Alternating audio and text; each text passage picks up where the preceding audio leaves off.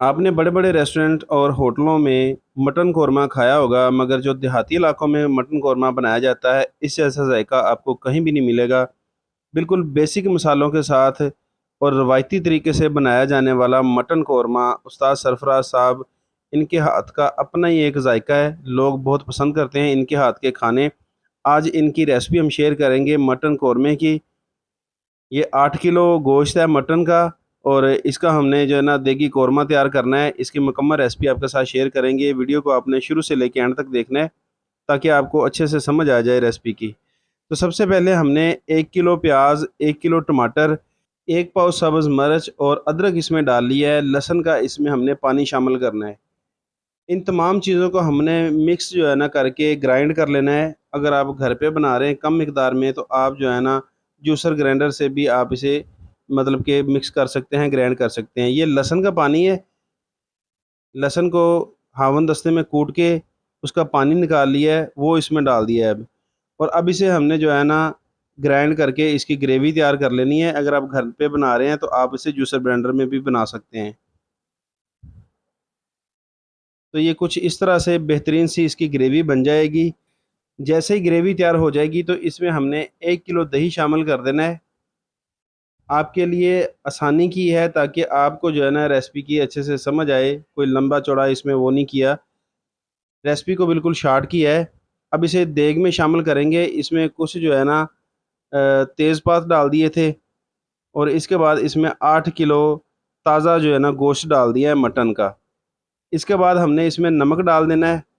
नमक आप हस्बे ज़रूरत डाल लें, वैसे तकरीबन इसमें 50 ग्राम जो है ना इस्तेमाल होगा नमक।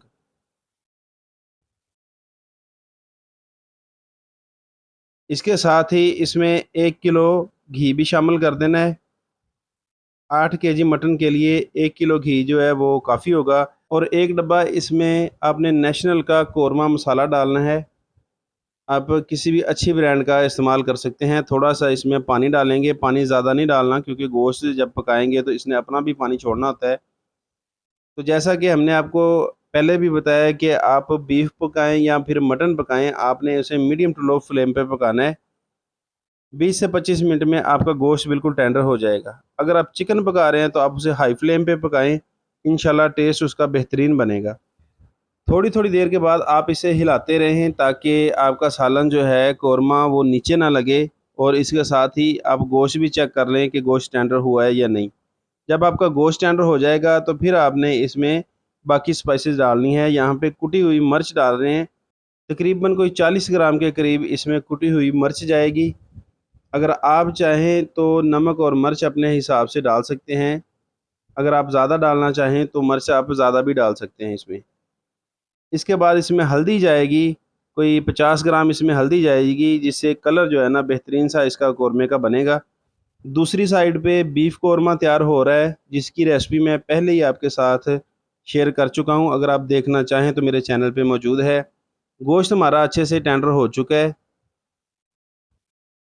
अब इसमें डालेंगे खुश्क धनिया, पिसा हुआ धनिया, ये तकरीबन 100 ग्राम जाएगा।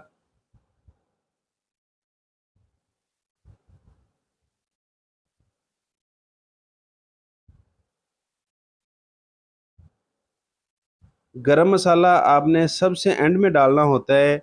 एक तो एंड में डालने का मकसद ये होता है कि आपका सालन काला नहीं होगा और दूसरी वजह ये है कि आपकी जो तरी है वो बेहतरीन जो है ना वो ऊपर आ जाती है जब आप इसमें गरम मसाला डाल के ऊपर से कवर करते हैं। तो कौरमा हमारा बेहतरीन अब जो है ना तैयार हो चुका है। अब इसमें हमने गरम मसाला डाल दिया है तकरीबन कोई 20 से 25 ग्राम। एंड में आपने अपने हिसाब से इसे पकाना है कि आपको ग्रेवी कितनी चाहिए। अगर आपको ग्रेवी कम चाहिए हो तो आप इसे थोड़ी देर मज़ीद पकाएँ ताकि ग्रेवी जो है ना खुश्क हो जाए। तो अब यहाँ पे अल्हम्दुलिल्लाह हमारा मटन कौरमा तैयार हो चुका है। इसे जो है ना चूल्हे से नीचे उतार के ऊपर से कवर करके रखेंगे तकरीबन 5 मिनट के लिए। इसके ऊपर ज़बरदस्ती जो है ना तरी आ गई होगी जिससे जो कौरमे का टेस्ट है वो दुबाला हो जाता है। इसे अब सर्विंग डिश में डाल के आपको दिखाएँगे कि इसका कलर और ग्रेवी कितनी ज़बरदस्त बनी है और ज़ायक़ा तो क्या ही बात है, बहुत अच्छा ज़ायक़ा बना है इसका। तो उम्मीद है कि आज की जो रेसिपी है वो आपको पसंद आई होगी। अगर वीडियो पसंद आई हो तो वीडियो को लाइक कर दें। अगर चैनल पे नए हैं तो चैनल को भी सब्सक्राइब करें। मिलते हैं बहुत जल्द एक नई वीडियो में एक नई रेसिपी के साथ। तब तक के लिए अल्लाह हाफ़िज़।